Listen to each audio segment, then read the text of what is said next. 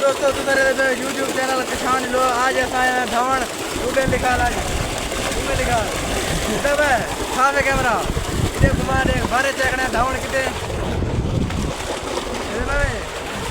समस्या वगैरह चलते बने दोस्त मैंने धंधा पे देखो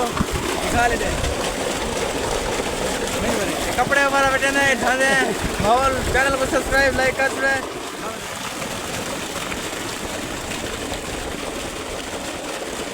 कितना प्यारा और खूबसूरत है जगह ज़्यादा धावणे होते हैं ए देखो शमसियाँ वगैरह लगे पैन ते शमसे ते चलता पे दोस्त मेरे वगैरह भी आए बता देखो वीडियो बढ़ने होते हैं देख सकते हैं कितना खूबसूरत है पानी देख सकते हो दोस्तों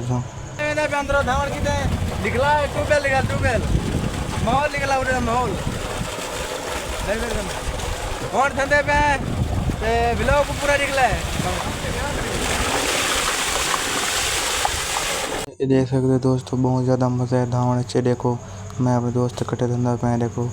कितना साफ़ और क्लियर पानी है और गर्मी में धंधे पे बहुत ज़्यादा मज़ा आता पे बाकी माहौल तो आपको दिख लेना पे देखो